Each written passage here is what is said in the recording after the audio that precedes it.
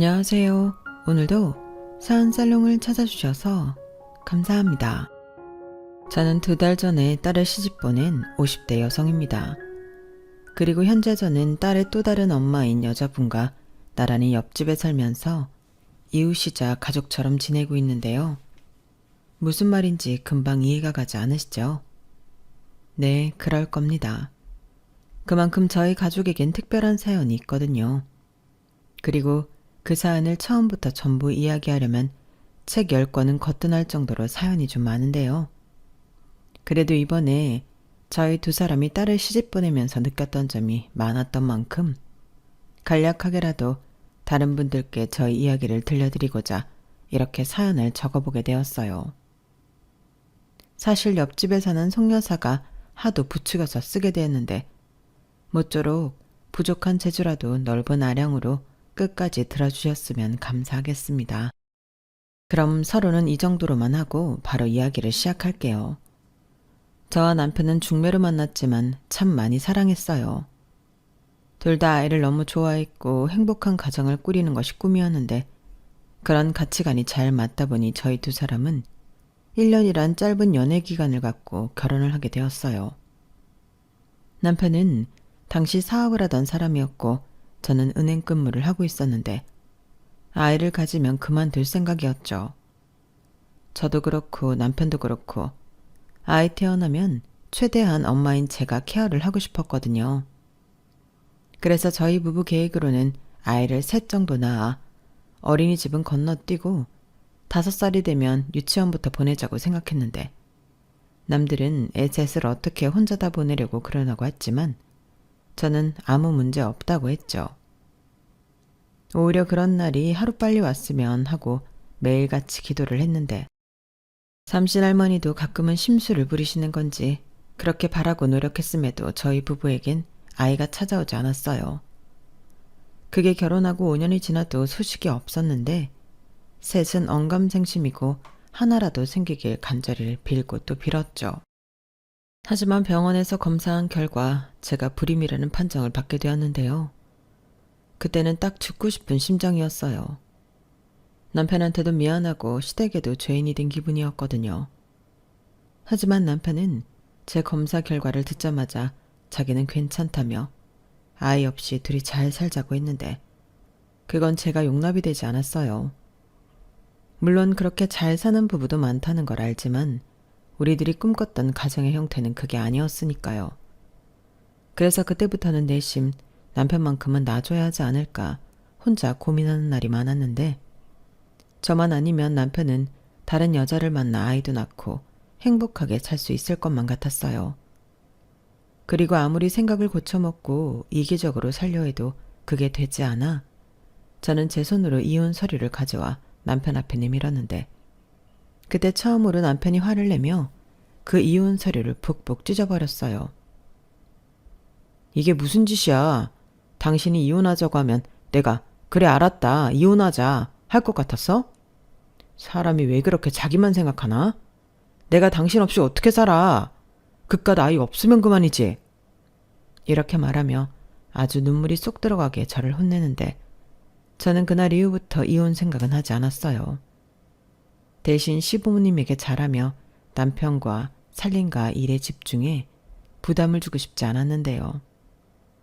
그러다 저희 은행에서 고아원에 자원봉사를 가게 되었죠. 저희 점장님의 사모님이 꾸준히 후원과 봉사를 하고 계신 고아원이라고 했는데 이번에 특별 행사로 저희 은행 지점에서 방문해 아이들한테 생애 첫 통장도 만들어주고 맛있는 음식도 만들어 파티도 하는 시간을 갖게 되었는데요. 사실 자율 참석이고 휴일이라 가고 싶지 않았어요. 그런데 점장님이 일부러 저에게 꼭 참석했으면 좋겠다는 뜻을 전하셔서 어쩔 수 없이 가게 되었는데 거기서 7살 정도 되는 한 여자아이를 만나게 되었어요. 처음에는 그저 낯을 가리는 좀 큰 아이구나 하고 넘겼는데 이상하리만큼 눈이 가는 아이였어요. 솔직히 고아원에 영아들도 몇 명 있었는데 그 아이들이 더 예쁠 거라고 생각했거든요. 그리고 제가 아이를 갖지 못한다는 사실을 사모님이 들었는지 저에게 입양을 생각해보면 어떻겠냐고 조심스럽게 권하시더라고요. 아무래도 그래서 점장님이 저에게 따로 꼭 참석했으면 좋겠다고 뜻을 전하신 것 같았는데 제가 잠시 대답도 못하고 망설이자 이내 사모님은 조심스럽게 저에게 그러셨어요. 당신도 젊은 시절 불임 판정을 받고 힘들어하다 아이를 입양했다며 이젠 그 아이들 없이는 한시도 살 수 없다며 저에게 입양에 대해 생각해보라고 하셨는데요. 그때는 그 말도 귀에 들어오진 않았죠. 그때까지 저에게 입양은 저처럼 평범한 사람들이 아닌 좀 더 대단한 사람들이 하는 건 줄 알았거든요. 말씀 감사합니다. 근데 제 아이도 못 낳는 제가 남의 아이를 어떻게 키우겠어요? 저는 사모님처럼 성품이 좋은 것도 아니고 경제적으로 여유가 많은 사람도 아니라서 그런 엄두까지는 나지 않습니다. 어머, 혜숙 씨도 참, 나 성품 좋다고 누가 그래요? 우리 그이한테 물어봐요. 내가 얼마나 유치하고 성격이 고약한지. 그나마 애들 키우면서 어른이 되었죠. 그래서 저 사람이 우리 애들한테 맨날 엄마 사람 만들어줘서 고맙다고 한다니까요. 농담 아니에요. 그리고 나는 뭐 좋은 일 하라고 전도하는 사람도 아니고 내가 해보니까 좋아서 나도 좋고 애들도 좋고 우리 서로 가족이 필요한 사람들이었으니까요. 근데 혜숙 씨도 그런 가족이 필요한 거 아니에요? 내가 잘못 봤나?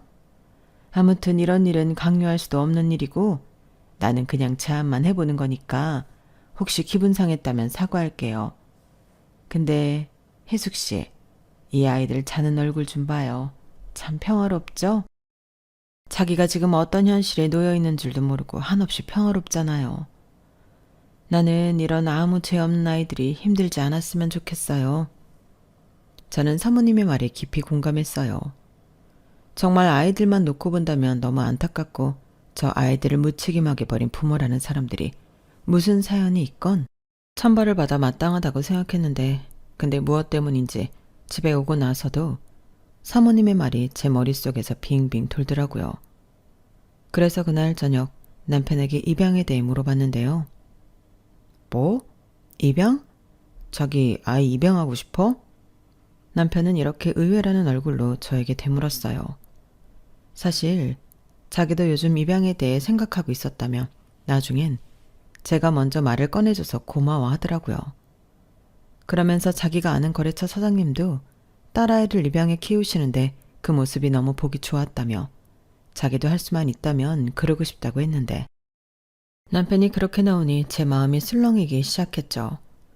그래서 그날 이후 혼자 다시 고아원을 찾아가 입양 관련 상담을 받았는데 입양도 그 절차가 만만한 건 아니었어요. 하긴 한 생명의 부모가 되는 절차인데 까다롭고 심사숙고한 것이 맞죠.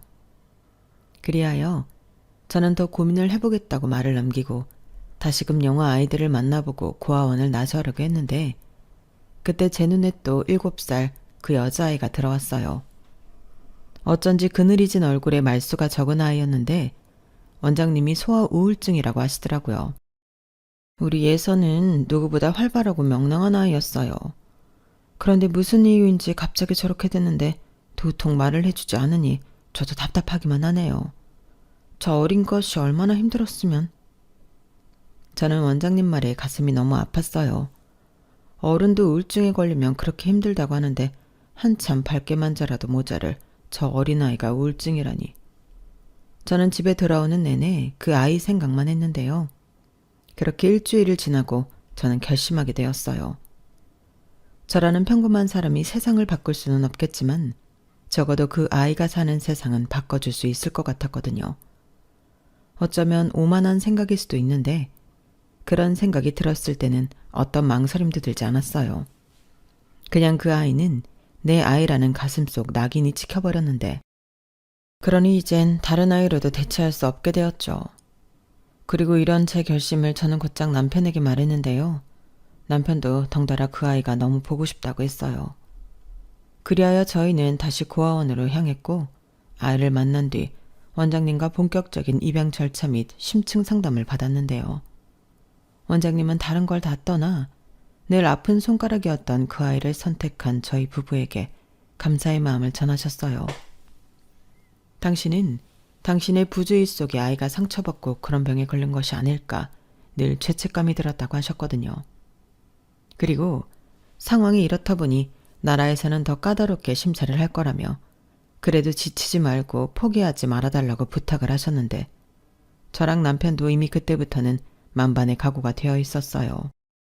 아이 없이 둘만 살 거라고 생각했는데 새 식구가 된다고 생각하니 매일 가슴이 뛰어 너무 행복했거든요. 그리고 최대한 아이도 저희 집에 왔을 때 그런 행복을 느꼈으면 해서 아이 방도 신경 써서 우리 부부가 손수 꾸미고 서류 심사는 물론이고 면접과 또 방문 검사 등등 꽤 오랜 시간 입양 절차를 밟았는데 그렇게 1년을 넘기고 저희는 마음으로 낳은 예서, 아니 아영이를 가족으로 맞이할 수 있었어요. 지금도 그때를 떠올리면 송여사한테는 미안하지만 가슴이 벅차오르는데 왜 입양을 가슴으로 아이를 낳는 거라고 하는 줄 알겠더라고요.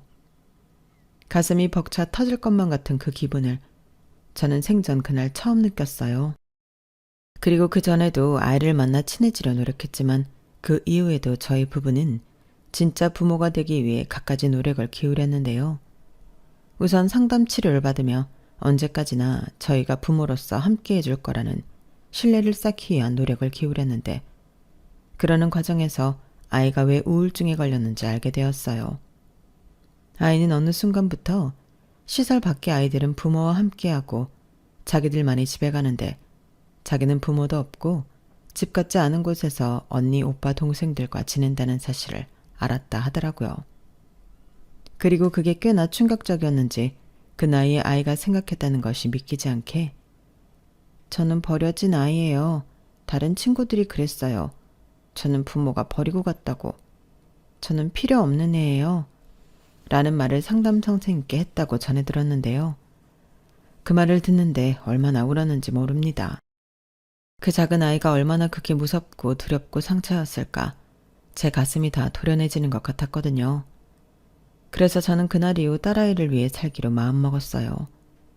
늘 한마디 한마디에 사랑을 담아 이야기했고 딸아이의 반응을 지치지 않고 기다리며 아영이가 딸이고 제가 엄마라는 것을 늘 자랑스럽게 얘기했는데 그런 노력이 아이의 마음에도 통했던 건지 점차 아영이는 변하기 시작했어요. 거의 한마디 하지 않던 아이가 2마디, 3마디 말을 하기 시작했죠. 그게 꼬박 1년이 걸렸는데 마치 크리스마스 선물처럼 아영이는 드디어 저희에게 엄마, 아빠라고 불러주었어요. 그때는 정말이지 세상을 다 가진 기분이었는데 그제서야 그토록 바라던 아이를 얻었다는 것이 실감이 나더라고요. 그리고 아이가 마음의 문을 열어준 것이 고마워 저도 남편도 우리는 언제까지나 너의 곁에 있을 거고 너를 지킬 거라고 약속하고 또 약속했는데요. 그렇게 저희는 새 식구로 새로운 출발을 하게 되었어요. 지금 생각해도 완벽했고 이보다 더 완벽할 것 없이 행복을 만끽하고 살았는데 한 5년 정도 지났을까요? 이런 저희들의 행복을 하늘에서 쉬게 하셨는지 저희 집에 날벼락이 떨어졌어요. 계속 바쁘다고 지방 출장을 가던 남편이 갑자기 사고를 당해 그 자리에서 사망했다는 연락이었는데 심장이 바닥으로 쿵 떨어지는 것만 같았죠. 그리고 그 이후에 알게 된 사실이 남편의 사업이 믿고 일하던 임원의 횡령과 사기로 부도가 났다는 거였는데요. 남편은 출장이 아닌 그 문제의 임원을 찾기 위해 그렇게 전국을 뒤지고 다녔던 거라 했어요. 그 말을 다른 직원에게 듣는데 저는 두 다리로 멀쩡하게 서 있을 수 없었어요. 아내라는 사람이 남편에 대해 이렇게 모르고 살았다니 허망하게 떠난 남편한테도 미안하고 스스로 용서가 되지 않았는데 떠난 남편이 그동안 얼마나 혼자 힘들었을지 생각하면 밥도 넘길 수 없었고 잠도 잘 수 없었어요. 저는 그럴 자격이 없다고 생각했죠. 그렇게 남편의 장례를 치르고 남편의 회사 빚은 고스란히 제가 떠안게 되었는데 마음 같아서는 상속 포기든 한정 승인이든 하고 싶었지만 그럼 당장 딸아이와 머물 곳이 없어지기에 저는 남편의 빚을 떠안기로 했어요. 대신 회사를 정리하고 많은 사람들의 배려로 이자는 빼고 원금만 갚기로 했죠. 빚잔치라고 하죠. 저는 회사를 판 돈으로 그걸 했어요. 우선 고마웠던 직원들에게 남편 대신 월급과 퇴직금을 정산해줬고 다행히 그러고도 돈이 아주 조금 남아 급한 불부터 끄기 시작했는데 일부 직원들은 남편한테 받은 은혜가 깊다며 퇴직금을 돌려주기도 했었죠. 그런 것만 봐도 남편이 얼마나 직원들을 아끼고 생각했는지 알 수 있었는데 이렇게 허망하게 보낼 줄 알았다면 따뜻한 밥이라도 더 해주고 사랑한다는 말도 더 자주 해줄 걸. 저는 마음속에 지옥을 품고 살아야만 했어요. 그러던 중 아이의 담임선생님께 한 통의 연락을 받게 되었죠. 저기 아영이 어머니, 큰일을 겪으셔서 많이 힘드시죠? 어떻게 위로의 말씀을 드려야 할지. 아, 네. 솔직히 괜찮다고 말하긴 어렵긴 하네요. 그러시겠죠. 이해합니다. 그런데 제가 그럼에도 불구하고 이렇게 연락을 드린 건 아영이 때문이에요. 네? 저희 애가 왜요? 무슨 일이 있나요? 아영이는 아무 말도 안 했는데. 그게 제가 우연히 아영 일기를 봤어요. 일부러 보려고 그런 건 아니었는데 교실에 떨어져 있더라고요. 그런데 거기 내용이 아영이가 다시 고아원에 가야 할지도 모른다고 생각하는 것 같아요. 그래서인지 요즘 아영이가 말수도 없어지고 우울해하는 게 제가 걱정이 좀 되어서요. 저는 담임선생님의 말에 망치로 머리를 한 대 세게 얻어맞은 것 같았어요. 제가 지옥을 품고 사는 동안 아영이도 그런 공포 속에 살고 있을 거라고는 생각도 하지 못했거든요. 하물며 아무리 힘들어도 제가 제 자식을 다시 시설로 보내는 일은 없을 건데 아영이 입장에서는 그 당연한 것조차도 확신이 없어 불안해나 보더라고요. 그리고 저는 담임선생님 말에 목이 메어 아무 말도 하지 못했는데요. 그저 죄송하다고 제가 부족한 엄마라고 핸드폰을 잡고 허리를 연신 숙였어요. 그러자 담임선생님은 아니라며 평상시에도 저를 대단하신 분이라고 생각했다며 아영이한테도 아영이는 부모님이 정말 훌륭하신 것 같아. 아영이는 정말 좋겠다.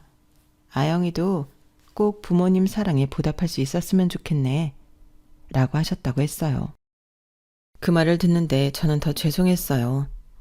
이럴 때일수록 응당 부모라면 아이부터 챙기는 게 만든 건데 이런 데서 제가 친모가 아니라는 게 나타나는 것 같아 딸에게도 미안하고 스스로에게도 용서가 되지 않더라고요. 그렇게 저는 담임선생님의 도움으로 정신을 차릴 수 있었고 닥친 현실이 아프고 힘든 건 어쩔 수 없었지만 저는 딸아이만큼은 지켜야 하기에 그때부터는 힘들어도 울지 않고 씩씩하기 위해 애를 썼어요. 딸 앞에서는 더 많이 웃으려 노력했고 대놓고 표를 내지 않았지만 아이의 불안한 마음을 사라지게 하기 위해 더 많은 애정과 사랑을 쏟았습니다. 그러자 딸아이도 그런 제 노력을 알아주는 것 같았어요. 원래 평소에도 집안일도 공부도 알아서 하는 착하고 야무진 아이였는데 그 어린 게 저를 챙기려 하더라고요. 그리고는 엄마 옆에는 아영이가 있어. 그러니까 혼자만 힘들어하지 마. 힘들어도 우리 같이 힘들자. 나 엄마 딸이잖아. 라며 아영이가 제 품으로 파고들었는데 그때부터였어요. 아영이는 자기 방이 있음에도 저와 늘 한 침대에서 잠이 들었고 우리 둘은 그날의 이슈에 따라 수다를 떨 때도 있었고 남편이자 아빠를 그리워하며 같이 눈물을 흘리는 날도 있었는데 그런 시간이 쌓이다 보니 저희 모녀의 사이는 더 단단해질 수밖에 없었어요. 그리고 저는 집만큼은 지키고 싶었지만 빚 때문에 살던 집도 정리할 수밖에 없었고 다 큰 딸아이와 좁은 원룸 생활을 해야만 했는데요. 그때는 제가 이미 은행에 다니고 있지 않았을 때라 사실 앞길이 막막했어요. 그래도 아영이를 키워야 하고 남은 남편의 빚을 갚아야 하기에 저는 찬밥 더운밥 가릴 수 있는 처지가 아니었는데요. 그러다 가장 처음으로 하게 된 일이 식당 설거지였어요. 설거지는 딱히 기술이 필요한 일도 아니고 누구나 할 수 있는 일이라 생각했기 때문에 솔직히 처음엔 쉽게만 생각했는데요. 아니 웬걸 설거지도 쉬운 일이 아니었어요. 이게 해보니까 가정집 설거지와는 완전히 다르더라고요. 허리 한번 펼 수 없을 정도로 끝도 없이 설거지가 밀려오는데 출근해서 거의 하루 종일 손에 물을 묻혀야 했어요. 그러니 습지는 당연하고 나중에 손가락 손목 관절에도 탈이 났는데 저리고 쓰리고 고생을 많이 했어요. 그래도 여 사장님이 제 사정을 알고 계시기에 월급을 정말 후하게 쳐주셨는데 당신도 사별은 아니지만 가정이 있다 혼자 되어 왔기 때문에 그 외로움과 막막함을 안다며 신경을 많이 써주셨어요. 게다가 제가 딸아이를 혼자 키운다고 하니 그 점도 안타까워해 주셨는데 자기도 딸이 있었다며 그 뒤 이야기는 하지 않은 채 저에게 그래도 아주머니는 집에 가면 딸이 있어 좋겠어요. 이런 말을 하셨는데 저는 그저 혼자 말하기 싫은 사연이 있나 보다 하며 넘겼죠. 그도 그럴 게 사장님이 일찍 이혼했다는 말을 다른 직원에게 들었거든요. 그래서인지 사장님은 다른 것에 관심도 없고 그저 일과 돈 버는 것에만 혈안이 되어 있었는데 저는 그 모습도 어쩐지 같은 여자로서 짠하게 보이더라고요. 솔직히 돈도 없이 빚만 있는 제가 가족 말고 다 가진 사장님을 짠하게 생각한다는 것 자체가 말이 안 되는 거였는데 사장님에게는 늘 가족을 그리워하는 그늘이 보여 저 역시도 마음이 쓰이더라고요. 하지만 제 코가 석자이고 저는 어디까지나 말단 직원이라 사장님과의 인연은 그 정도뿐이었는데 제가 하도 고생을 많이 해서였을까요? 아영이가 하루는 퉁퉁 부은 제 손을 보고는 닭똥 같은 눈물을 뚝뚝 흘리며 이렇게 말했어요. 엄마, 손이 왜 이래? 우리 엄마 손 이렇게 안 생겼는데? 다 망가졌잖아. 엄마, 그 일 말고 다른 일 하면 안 돼? 다시 은행 일 하면 안 되는 거야? 이렇게 말하고는 속상해했는데 저는 그런 아영이를 보니 아픈 것도 다 날아가는 것 같았죠. 세상에서 이렇게 저를 걱정해주는 아이가 있는데 저야말로 행복한 엄마잖아요. 그래서 저는 하나도 아프지 않다며 엄마 손은 원래 살이 많아 그렇다는 듯 아무렇지 않은 척을 했는데요. 일이 힘든 건 사실이지만 그 일로 돈을 벌어 남편 빚도 갚고 아영이를 키울 수 있으니 저에겐 아무리 고된 일이라고 해도 세상 고마운 일이었어요.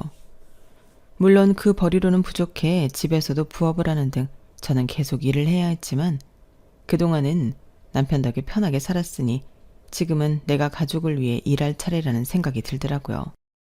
지금 생각해보면 남편이 남긴 빚도 저에겐 사랑이었는데 비록 남편은 우리 곁을 떠났지만 남편 앞으로 있는 건 제 손으로 해결해주고 싶더라고요. 그래서 주변에서는 미련하다는 말을 들어도 아무렇지 않았는데 그동안 아무것도 모르고 나만 편하게 살았으니 이 정도 고생은 아무것도 아니라고 생각했어요. 그래도 제가 고생하는 걸 옆에서 보는 아영이 마음은 또 달랐던 것 같은데 공부도 제법 잘하는 아이가 어느 날 갑자기 인문계가 아닌 실업계 고등학교에 진학을 하겠다고 하더라고요. 그래서 왜 그러냐고 엄마가 대학에 못 보내줄 것 같아서 그러냐고 물으니 아영이는 아니라며 자기가 빨리 돈을 벌어 집에 보탬이 되고 싶다고 했는데 아무래도 저 어린 것이 돈 걱정을 하는 것 같더라고요. 그래서 그때는 제가 무섭게 아영이를 혼을 냈는데요.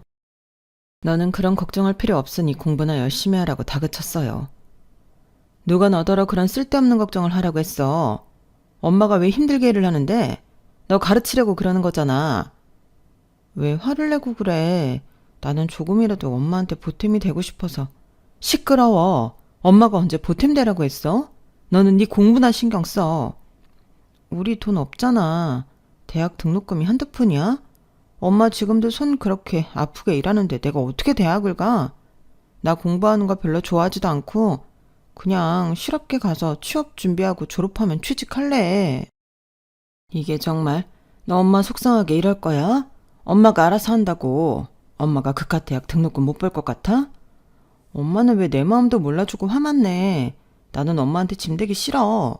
솔직히 나는 친딸도 아니고. 뭐야? 저는 순간 딸의 말에 저도 모르게 손이 올라가고 말았어요. 그러자 저도 아영이도 깜짝 놀랐는데 저는 맹세코 단 한 번도 아영이가 친딸이 아니라는 생각을 한 적이 없었거든요. 그리고 아영이 역시 그런 생각은 하지 않을 거라고 믿었는데 아영이 입에서 친딸이 아니라는 말이 나오니 저도 모르게 그런 하지 말아야 할 행동을 하고 말았어요. 그리고 저는 곧장 아영이한테 미안하다고 사과하며 아이 얼굴을 감쌌는데 그날은 저도 아영이도 상처만 가득한 날이 되고 말았어요. 엄마를 걱정하고 생각하는 그 마음을 몰랐던 게 아니었는데 막상 그런 생각하지도 못한 일이 벌어지니 뭘 어떻게 해야 할지 모르겠더라고요. 그래서 그저 미안하다고, 하지만 엄마는 아영이 엄마니까 끝까지 노력하고 싶다고 제 진심만 반복해서 말할 뿐이었는데, 저보다 더 어른스러운 아영이는 제 진심을 모두 알아주었어요. 자기는 엄마에게 부담을 주고 싶지 않았지만 엄마의 생각을 알았다며 자기도 앞으로 더 열심히 공부하겠다고 했는데, 그제야 저도 안심이 되었어요. 부모라면 당연히 나보다 내 자식이 편하게 살길 바라잖아요. 그래서 저는 힘 닿는 데까지 아영이 뒷바라지를 하고 싶었는데, 친정은 그런 저를 이해 못하겠다 하시더군요. 사실 친정 부모님이 더 모질게 말씀하셨는데, 친딸도 아니고 남편도 없는 마당에 무슨 사서고생을 하냐며 저더러 다 그만두라고 하셨어요. 그렇기 때문에 저는 친정 도움도 전혀 받을 수 없었고, 시댁은 남편이 남긴 빚이 있다는 걸 알았기 때문에 제 연락을 피하셨는데, 솔직히 서운하지 않았다고 하면 거짓말이지만 저는 그냥 다 묻어두기로 했네요. 그들도 아들을 잃었는데 그 속이 오죽할까. 저라도 괴롭히고 싶지 않았어요. 그렇다 보니 저는 아영이 말고는 아무도 없었는데, 어떻게 보면 그런 점이 사장님과 비슷하다 여겼던 거죠. 그래서 저도 열심히 일하며 사장님 가게에서 8년 정도 있었는데, 도저히 손이 아파 더는 일을 할 수 없게 되어 저는 가게를 그만두게 되었어요. 사장님이 설거지 말고 다른 일을 시켜주겠다고 배려를 많이 해주셨는데, 그 역시도 손을 많이 써야 하니 할 수가 없더라고요. 장사가 잘 되는 가게인데 제가 민폐를 끼칠 수는 없으니까요. 그래서 저는 다른 일을 찾아보게 되었고, 건물 청소와 어린이집 식당 보조 일을 하며 살았는데, 고맙게도 아영이가 공부를 열심히 해줘서 대학도 장학금 받아서 가고 저의 부담을 덜어줬어요. 남들 다 다니는 학원도 못 다니고 혼자 공부하기 힘들었을 텐데, 장학금까지 받고 서울에 있는 명문대까지 떡 하고 붙어주니 다른 사람들도 저를 다 부러워하더라고요. 그도 그럴 게 아영이가 그 어렵다는 법대에 들어갔거든요. 그리고 자기는 돈 잘 버는 변호사가 되겠다며 대학에 간 뒤에도 공부를 소홀히 하지 않았는데, 가끔은 그게 또 미안하고 그러더군요. 한창 이쁘고 좋을 때인데 남들 다 하는 연애도 하지 않고 애가 공부만 하니까 어째 이것도 저 때문에 그러나 괜히 제가 자격지심이 들었어요. 하지만 목표가 있는 아영이는 하루에 잠도 4시간 이상 자지 않고 열심히 했는데, 그래서 저도 열심히 아영이 뒷바라지를 했어요. 한 번은 워낙에 경쟁이 치열해 아영이가 장학금을 놓쳤는데, 아닌 게 아니라 등록금 걱정을 하고 있더라고요. 그래서 저는 기다렸다는 듯 등록금을 척 하고 내주었고, 임마, 엄마가 이 정도도 돈도 없을까봐? 너는 엄마를 뭘로 보고? 라며 있는 생색 없는 생색 다 냈는데 아영이가 웃었어요. 그 웃음에는 말하지 않아도 미안함과 안도감이 들어있는 것 같았는데, 그래서 더 제가 열심히 살고 싶었죠. 사실 그때까지도 남편이 남긴 빚을 갖고 있었거든요. 전체 금액에 비하면 적게 남은 빚이었지만 제가 버는 게 많지 않다 보니 정말 징글징글하게 올해도 갚았는데, 그래도 그땐 어느 정도 끝이 보이는 것 같아 힘을 낼 수 있었어요. 그러다 아영이가 로스쿨에 진학을 했고, 그때부터는 이런 말 좀 그렇지만 돈이 아주 술술 나갔는데, 미안해하는 아영이를 생각해 더 아무렇지 않은 척을 해야만 했죠. 그리고 그땐 어쩔 수 없는 생활비 대출 같은 것도 좀 있긴 했는데, 어디까지나 그건 제가 감당하고 싶었어요. 부모라면 아이가 자기 인생을 살아가기 전까지 모든 걸 책임져야 하잖아요. 그렇게 키운 귀한 딸 아영이었는데, 아영이가 마침내 로스쿨 졸업 전 한 대형 로펌에 취업이 결정되었다고 했어요. 워낙에 대형 로펌들은 경쟁률이 치열해 걱정이 많은 얼굴이었는데, 끝끝내 해내는 모습을 보니 대견하기도 하고, 그날은 남편 생각이 정말 많이 나더라고요. 만약 함께 있었다면 누구보다 기뻐했을 사람이 남편이었는데, 이 기쁨을 함께할 다른 가족이 없다는 것이 좀 씁쓸했어요. 하지만 저는 마음껏 아이한테 기쁨을 표현했고, 돈도 돈이지만 우리 딸은 의로운 법조인이 되어 법에 도움이 되는 필요한 약자를 도와주는 사람이 되었으면 좋겠다는 제 바람도 전했는데, 자기도 꼭 그럴 거라며 아영이는 그동안 자기 뒷바라지 해줘서 고맙다고 하더군요. 그리고 앞으로는 자기가 효도할 거니 저는 그저 편하게만 지내라고 했는데요. 말만 들어도 얼마나 설레고 뿌듯한지. 하지만 그럴 수는 없었죠. 다만 이젠 학비 걱정을 덜었기 때문에 저도 조금은 숨통이 트이는 것 같았어요. 그래서 하루빨리 남편의 남은 빚을 정리하고 그 이후부터는 아흥이의 결혼 자금을 모을 계획이었어요. 그런데 세상 일이 제 계획처럼은 안 되는 건지 아직은 멀었다고만 생각하던 일이 예고도 없이 다가왔는데 글쎄 매일 바빠 죽겠다고 노래를 부르던 아영이가 로펌에 들어간 지 2년 정도 되자 갑자기 결혼하고 싶은 남자가 생겼다며 저를 깜짝 놀라게 했어요. 처음엔 얘가 나를 놀리나 믿지 않았는데 어느 날 갑자기 제 앞에 시커먼 남자가 어머니 라고 하는데 그제야 이게 장난이 아니라는 걸 알게 되었죠. 솔직히 너무 당황스러웠어요. 적어도 저는 딸아이가 제 옆에서 5년 이상은 있을 거라고 생각했는데 이렇게 빨리 제품을 떠날 줄은 몰랐거든요. 그래서 연애 경험이 없다 보니 딸애가 너무 성급한 것 같아 처음엔 말리기도 했는데 아시죠? 옆에서 하지 말라고 하면 더 하고 싶잖아요. 그리고 그게 남녀 사이면 더한 일인데 둘이 아주 애틋해 죽더라고요. 그러니 나중엔 더 말릴 수도 없게 되었는데 사실 제가 준비한 것이 너무 없다 보니 딸의 결혼이 반갑지 않았거든요.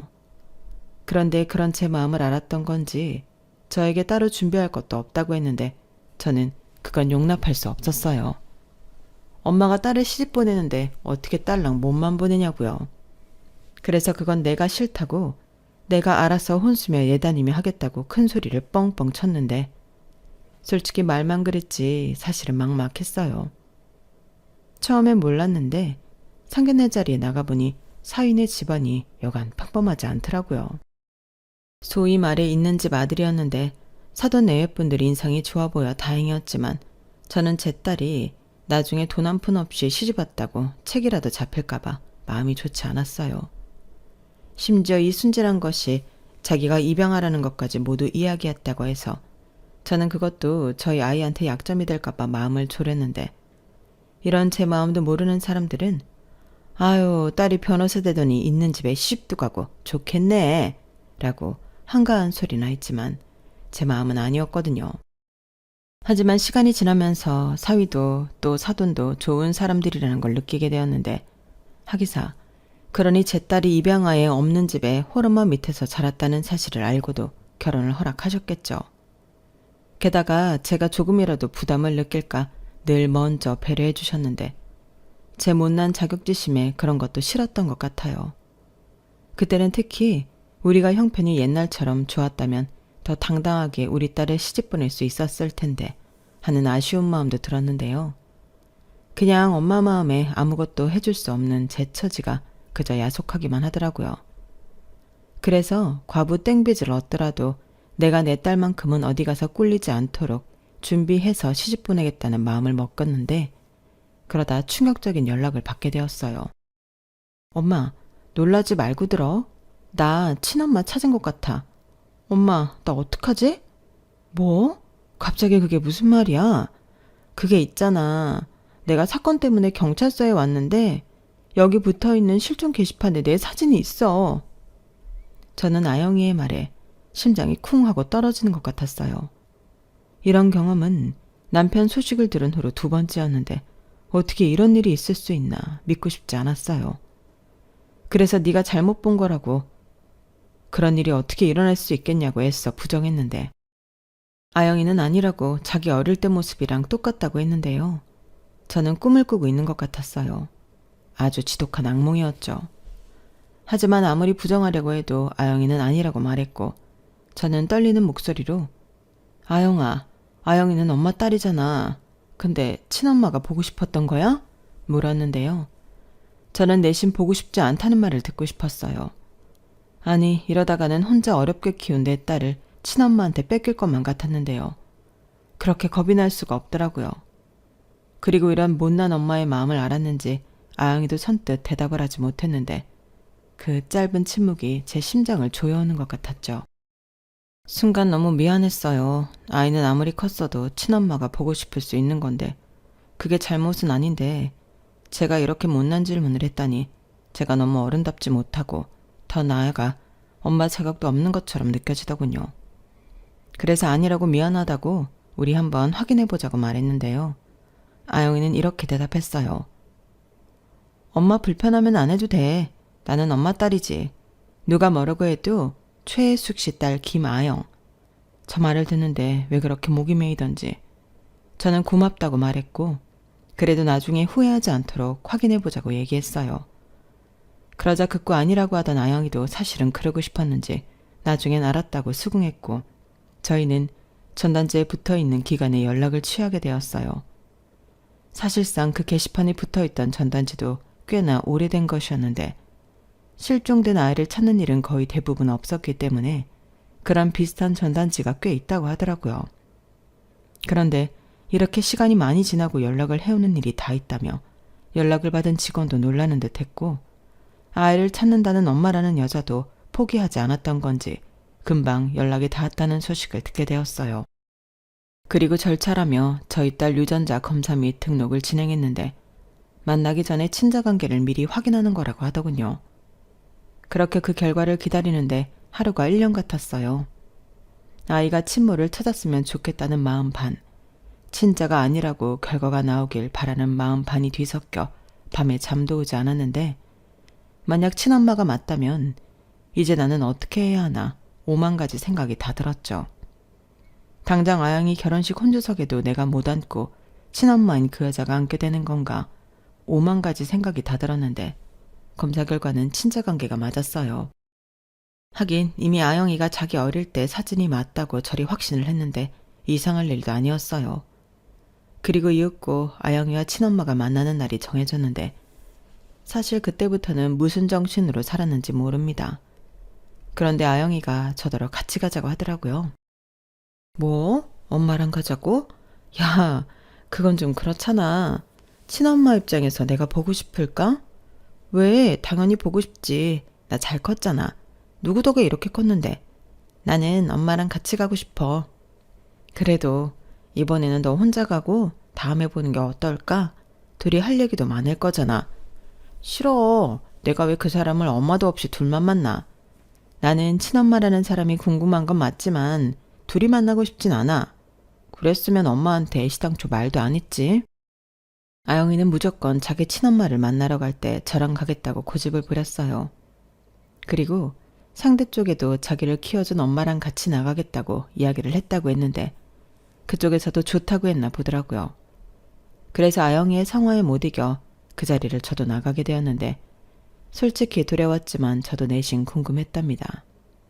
제가 세상에서 가장 사랑하는 딸을 낳은 사람이 어떤 사람인가 보고 싶었어요.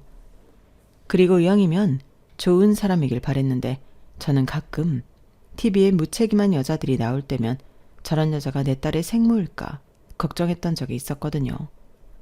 그럼 저도 상처겠지만 아영이가 상처를 받을 것 같아 싫었는데 저리 오랫동안 아이를 찾으려 노력했다고 하니 사연이 있어 그랬다고 믿고 싶었네요. 그리고 그렇게 나간 자리에서 직원의 안내를 받고 딸아이의 친엄마 얼굴을 확인한 저는 너무 놀라 입이 떡하고 벌어질 수밖에 없었는데 그 여자는 제가 아는 사람이었어요. 딸애는 처음 보는 사람이었겠지만 저는 굉장히 오랫동안 옆에서 봤던 사람이었죠.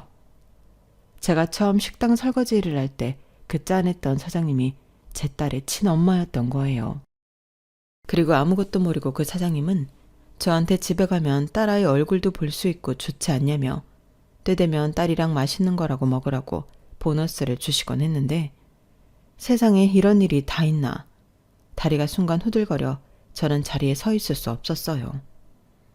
그래서 털썩하고 다리에 힘이 풀려 주저앉았고 그 요란에 사장님, 아니 아이의 친엄마가 저를 보게 되었는데요. 사장님이 놀랐는지 두 손으로 얼굴을 묻으시더군요. 아영이는 영문을 모르다가 나중에 저희 두 사람의 관계를 알게 되었는데 많이 놀라는 눈치였어요. 그리고 평소에는 자기 가족 얘기를 거의 하지 않았던 사장님의 진짜 사연을 듣게 되었는데요. 남편과 사이가 안 좋아 이혼 소송을 하는 과정에서 사장님의 시어머니, 그러니까 아영의 친할머니가 손녀를 뺏기지 않겠다고 몰래 데리고 나가 잃어버렸다고 했어요. 무슨 고속도로 휴게소 같은 곳이라고 했는데 그 할머니 말로는 잠깐 사이에 거짓말처럼 아이가 없어졌다며 억울하다고 했답니다. 자기도 손녀를 잃어버린 피해자라고 했대요. 아니, 애를 잃어버리고 할머니라는 사람이 그딴 소리를 할 수가 있나요? 저는 듣기만 해도 너무 화가 났는데 친엄마인 사장님 속이 어땠을까? 저는 감히 짐작도 되지 않았어요. 그리고 그런 사연이 있으니 얼굴에 그늘이 있었구나. 예전에 제가 느꼈던 그 감정의 이유도 알 것 같았는데요. 사장님은 제 손을 꼭 잡고 고맙다고 하셨어요. 우리 딸 끝까지 잘 키워줘서 너무 고맙습니다. 포기하지 않고 끝까지 잘 지켜주셔서 제가 너무 감사해요. 정말 감사해요. 이렇게 계속 고맙다, 감사하다 하셨는데요. 저는 거꾸로 너무 죄송했네요. 친엄마가 아니길 바랬고 또 그런 실종 전단지가 경찰서 게시판에 붙어 있었다는 것도 너무 싫었는데 그런 제 못난 마음이 찔렸거든요. 그리고 사장님을 통해 나는 아영이를 만나 의지하고 버틸 수 있었지만 사장님은 아영이를 잃어버리고 얼마나 오랫동안 끝도 모르는 지옥에서 힘들었을까. 희비가 엇갈린 그런 두 엄마의 마음을 알 수 있었는데요. 그건 아영이도 마찬가지인 것 같았어요. 그 똑똑한 아이가 어떻게 해야 할지 몰라 하더라고요. 그리고 사장님도 그때는 아영이 눈치와 제 눈치를 보느라 연신 물잘만 들었다 놨다 반복했는데 그때 알았죠. 이 순간을 넘길 수 있는 사람은 저밖에 없다는 걸요. 그래서 제가 먼저 이야기를 꺼냈어요. 그런 사연이 있었냐. 우리는 어쩌면 이렇게 만나려고 내가 사장님 가게에 가서 일을 했나 보다. 사장님이 주신 보너스도 결국에는 사장님 딸한테 쓰라고 주는 돈이었다는 등 저도 참 주저리 말을 했는데요. 제 그런 노력이 통했는지 분위기가 점점 부드러워지기 시작했어요. 언제고 딸을 찾으면 그동안 못해준 것들 전부 해주겠다고 사장님은 그렇게 돈에 집착하고 돈만 벌었다며 평상시에는 내보이지 않던 속이야기를 하기 시작했는데 저는 그 마음도 알 것 같더군요. 아마 그 마음이 없었다면 사장님은 한시도 버틸 수 없었을 거예요. 그리고 저 역시 딸아이가 있어 남편을 잃은 슬픔을 이겨내고 살 수 있었다며 이런 천사를 낳아줘서 감사하다는 말을 전했는데 아영이는 연신 울기만 하더군요. 그리고 저는 몇 달이 지나면 아영이 결혼식이 있다고 미리 들고 간 청첩장을 드렸는데요. 처음부터 그럴 생각은 눈꼽만큼도 없었는데 어차피 혼자 앉게 될 혼주석에 같이 앉자고 제가 먼저 제안했어요. 그러자 아영이도 놀라고 사장님도 놀랐는데 낳아준 엄마, 길러준 엄마가 함께 혼주석에 앉는 게 뭐가 그렇게 이상한 일이냐고 제가 말했어요. 그리고 어차피 저는 친정 가족들과 연도 끊고 살고 있었기 때문에 뭐라고 왈가왈부할 가족도 없었는데요. 다만 사돈 내외분들이 불편해하실까 그게 좀 염려되긴 했었죠. 하지만 며칠 뒤 안사돈 분에게 듣게 된 대답은 저희야 사부인의 의견에 따를 뿐이죠. 정말 어떻게 그런 생각을 다 하셨어요? 같은 여자지만 사부인은 정말 대단하신 것 같습니다. 저희 아들이 복이 많은가 봐요. 장모님까지 이리 성품이 좋으니 였는데요. 제가 다 감사한 마음이었어요. 사실 어떻게 보면 불편할 수 있는 일이 잔뜩인데 그걸 다 좋다고 이해해 주시고 저한테 저리 좋은 말까지 해주시다니 저야말로 안 사돈 성품을 배워야겠다는 생각이 절로 들었죠. 그리고 저는 사장님께 이젠 다 되었으니 딸 결혼식에 참석해 친정엄마로서 함께 딸의 결혼을 축하해 주자고 말했는데요. 사장님이 자기가 너무 염치가 없는 것 같다고 하시면서 고맙다고 하셨어요. 보통 딸의 결혼은 평생에 한 번이잖아요. 그러니 염치가 없어도 그 자리에 함께하고 싶은 마음은 응당 당연했을 건데 당신 입으로 그 자리에 가고 싶다는 말은 참아하기 어려웠겠죠. 게다가 혼주석에 같이 앉자는 저의 제안은 지금도 파격적이라고 주변에서 얘기하는데요. 저도 그땐 왜 그랬는지 알 수 없지만 제가 하고도 제 스스로 잘한 일이라 생각합니다. 덕분에 딸은 어느 쪽 엄마 눈치 볼 것도 없이 마음 편하게 결혼식을 올릴 수 있었는데 사장님이 결혼식을 얼마 안 남기고 저에게 받으라며 돈 뭉치를 주셨어요. 그리고는 자기도 딸 시집 보내는데 가만히 있을 수 있냐며 이 돈이라도 보태라 하셨는데 아마 제가 없는 살림에 무리하면서 딸 결혼 준비를 했을 거라는 걸 아는 눈치였어요. 하지만 행여 제 자존심을 상하게 할까 굉장히 조심스럽게 말씀하셨는데 솔직히 그 돈을 거부하고 싶지 않았어요. 사장님의 마음도 너무 잘 알겠고 저 역시 무리해서 준비한 것이 맞다 보니 이 돈으로 우리 딸 더 잘 준비해 시집 보내고 싶었거든요. 왜 엄마 마음이라면 그렇잖아요. 할 수 있으면 집안 기둥 뿌리라도 뽑아서 세상에서 제일 귀한 건 다 해서 보내고 싶은 마음인데 저라고, 아니 우리라고 안 그러겠냐고요. 그래서 저랑 사장님은 그 몇 달을 거의 매일 만나며 아영이 결혼식 준비를 함께 했는데 그러는 시간 동안 서로 많은 걸 알게 되었어요. 그전에는 남편 죽고 딸이랑 힘들게 사는 여자, 가족은 없지만 돈은 많은 사장님, 이 정도로만 알고 지내던 저희 두 사람이 서로의 살아온 그 시간을 공감하고 이해하며 서로의 마음을 보듬기 시작했는데 그때 딸의 결혼식을 하루 앞두고 아영이의 제안으로 셋이서 함께 잠을 자게 되었어요. 한 번은 이렇게 해보고 싶었다며 저랑 사장님 사이에 누웠는데 그때 기분이 참 이상했죠. 나영이는 앞으로도 저랑 사장님을 똑같이 엄마라 부르며 자기가 효도하고 싶다고 했어요. 솔직히 제가 키웠다고 하지만 제가 낳은 건 아니기에 저 두 사람 사이에 끼어도 되는 건지 몰라 했는데 사장님이 그때 그러더라고요. 저만 좋으면 서로 나란히 옆집에 살면서 자매처럼 가족처럼 지내고 싶다고요. 이미 둘 다 가족이라고는 아영이밖에 없으니 남은 시간은 그리 사는 것도 좋지 않냐며 집은 자기가 사겠다고 하는데 이게 도대체 무슨 상황인지 저는 아무런 대답도 못했는데요. 그 이후부터는 사장님이 좋다고 아주 일사천리로 준비를 하더라고요. 그리고 아영이한테 들었다며 남편의 남은 빚도 자기가 갖고 싶다고 했는데 저는 싫다고 거절했어요. 아니 왜 싫다고 하는 거예요? 나는 내가 우리 딸한테 못해준 거 해주는 거예요. 아니죠. 그게 왜 그렇게 돼요? 그건 제 남편 빚이잖아요. 아니에요. 우리 딸 키운다고 그 고생을 했는데 이제라도 내가 보상해야죠. 저리 훌륭하게 키웠는데 그게 도대체 무슨 말이에요. 집도 그래요. 나는 완전히 대골 같은 집을 지어드려도 부족하죠. 사장님 왜 그러세요? 됐다고요. 내가 뭐 남의 딸을 키웠나? 나는 내 딸 키웠어요. 사장님처럼 돈은 없어서 풍족하게 못 키웠지만 최선을 다해서 키웠어요. 아우 또 말 그렇게 서운하게 해요. 나는 고마워서 그런 건데. 그리고 내가 모르면 몰랐지 다 아는데 그거 얼른 다 갚아버리고 우리 앞으로 편하게 재미나게 삽시다. 나는 앞으로 최 여사라고 부를 생각이에요. 네?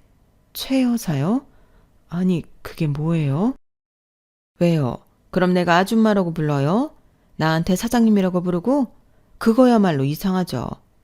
앞으로 나는 송 여사예요. 우리 서로 최 여사, 송 여사 이렇게 부르고 삽시다. 아영이한테도 최엄마, 송엄마 그렇게 부르라고 했어요. 아영이는 좋다고 하던데? 안 그래도 어떻게 불러야 하나 고민했다면서. 정말 못 말리는 모녀 사이네. 아영이가 좋다고 했다고요? 그게 뭐예요? 최엄마, 송엄마라니. 처음엔 이상하지. 계속 부르다 보면 괜찮아요. 그럼 뭐 작은 엄마, 큰 엄마 불러요? 아니면 친엄마, 법적엄마 그렇게 부르라 할까요? 설마 내가 엄마 소리 듣는 거 싫은 건 아니죠? 사장님도 참 그랬으면 제가 혼주 자리에 같이 앉자고 퍽도 그러겠어요. 그 봐요. 그리고 왜 사장님이에요? 송여사라니까. 자 불러봐요. 송여사. 저는 사장님한테 아니 송여사한테 저렇게 귀여운 구석에 있는 줄 몰랐어요. 나이도 제가 5살 많았는데 저리 보니 어린 티가 나더라고요. 그래서 저는 송여사를 동생이라고 생각하며 지내기로 했는데 솔직히 아영이를 시집 보내고 지금까지도 송여사한테 의지하며 살고 있네요. 확실히 돈 많은 동생이 옆에 사니까 불편한 게 하나도 없더라고요. 다만 한시도 혼자 있지 않고 저를 쫓아다녀 귀찮게 했는데 자꾸 보니 이젠 정말 제 동생 같고 정이 갑니다. 전에는 보였던 그늘도 요즘은 없더라고요. 그래서 최 여사, 송 여사 말고 언니 동생 하자고 내가 순자라고 부르겠다고 했는데 자기는 이름이 싫다며 송 여사라 부르라며 고집을 피웠어요. 그럴 때 보면 고집센 아영이랑 똑 닮았는데 아무래도 제가 전생에 이 모녀랑 아주 각별한 사이였나 봅니다. 그리고 지금까지도 시집간 아영이는 물론이고 저도 송 여사도 잘 지내고 있는데요. 제가 말년에는 복이 좀 있는 것 같아요. 이렇게 좋은 사람들을 만나 다시금 웃고 있다니. 하늘에 있는 남편도 이제는 마음 편히 있을 수 있겠죠. 저는 그 생각만으로도 많은 것이 감사할 따름입니다. 앞으로 살 날도 많겠지만 지나온 시간을 되돌아보면 정말 많은 일들이 있었는데 이 자리를 빌어 지난날 제 자신한테 해주고 싶은 말이 있어요. 사실 그 한마디를 해보고 싶어 이리 긴 이야기를 적게 되었는데요. 조금 쑥스럽지만 그래도 이런 기회가 없을 것 같아 용기 내어 적어볼게요. 혜수가, 그 힘든 시간 우리 아영이 포기하지 않고 잘 버텨줘서 고마워. 그동안 수고 많았다. 막상 이렇게 제가 듣고 싶은 말을 제 손으로 적어보니 기분이 이상한데 꼭 저 말은 제가 제 자신에게 해주고 싶었어요. 그때 당시는 정신도 없고 여유도 없어서 저런 생각을 미처 하지도 못했는데 저도 이제는 좀 마음의 여유가 생겼는지 그때 당시 제 자신에게 칭찬의 말을 해주고 싶더라고요. 그리고 제가 지금 여유가 있는 건 아마도 전부 송여사 덕분이라고 생각하는데 그래서 앞으로는 송여사랑 미우나 고우나 지지고 볶으며 재미나게 살아보려 합니다. 아마 그게 아영이가 바라는 저희들의 모습일 것 같거든요. 이상 저희의 조금은 특이한 사연이었는데요. 여러분들은 어떻게 들으셨을지 모르겠네요. 부디 즐거운 시간이었길 바라보며 제 부족한 글은 여기서 줄이도록 하겠습니다. 그럼 지금까지 제 긴 사연 들어주셔서 대단히 감사드려요. 여러분들이 소망하시는 모든 꿈들이 전부 이루어지시길 바라며 안녕히 계세요. 여러분, 사연 댓글에 응원과 현명한 조언 부탁드려요. 좋아요와 구독은 저에게 큰 힘이 됩니다. 오늘도 좋은 일 가득하세요.